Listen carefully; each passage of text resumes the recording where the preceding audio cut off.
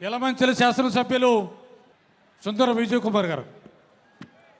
పెద్దలు అన్నయ్య పవన్ కళ్యాణ్ గారికి, వేదిక అలంకరించిన పెద్దలందరికీ నమస్కారాలు తెలియజేసుకుంటూ, నా పేరు సుందరపు విజయ్ కుమార్. నేను ఎమ్మెల్యే యలమంచిలి, కానీ పిఠాపురం ఎమ్మెల్యే గారి తాలూకా.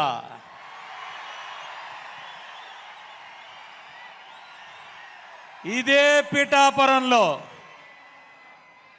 3rd ఫారం చదువుకున్న పిఠాపురం రాజా పాఠశాలలో ఒక విద్యార్థి, నరసాపురం, భీమవరం, విశాఖపట్నంలో చదువుకున్న ఒక విద్యార్థి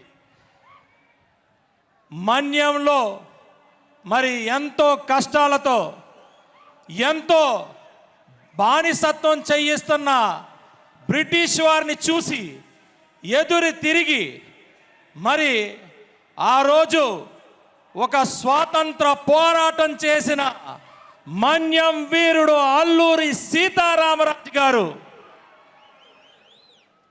ఆ అల్లూరి సీతారామరాజు పట్టుకొని కాల్చేటప్పుడు ఆయన గుండెలు చూపించి ఒకే ఒక మాట అన్నాడు,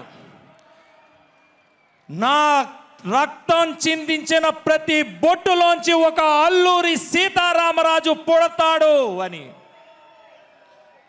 1924 మే 7వ తారీఖున ఆదివాసీలకు ఉన్న ఆశాదీపం అల్లూరి సీతారామరాజు గారు అస్తమిస్తే 100 సంవత్సరాలకి మళ్ళా అదే ఆదివాసీలు అందరూ కలిసి 2024న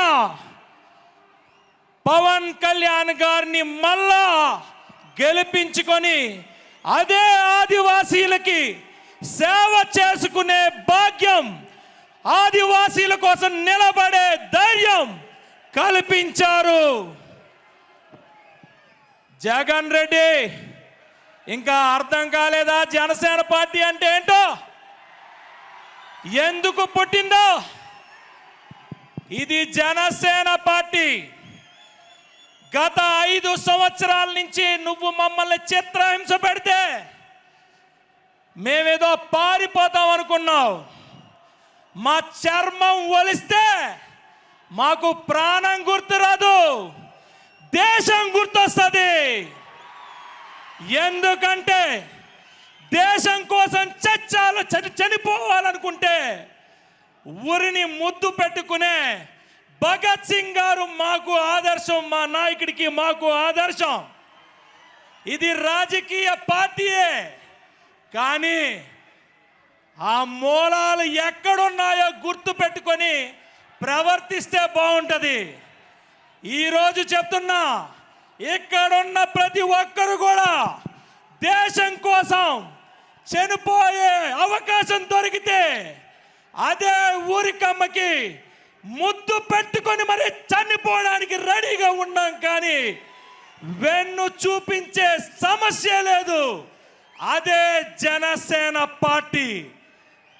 మరి అన్నగారికి నాకు ఇచ్చిన అవకాశాన్ని రాజకీయంగా ఎక్కడైనా ఏదైనా పొరపాట్లు జరిగినా మీరిచ్చిన స్ఫూర్తి మాత్రం ఎక్కడ కూడా చెక్కు చెదరకుండా మీ ఆదేశాల కోసం ఎప్పుడూ ఉండే మీ తమ్ముడు సుందరపు విజయ్ కుమార్. జై హింద్, జై జనసేన.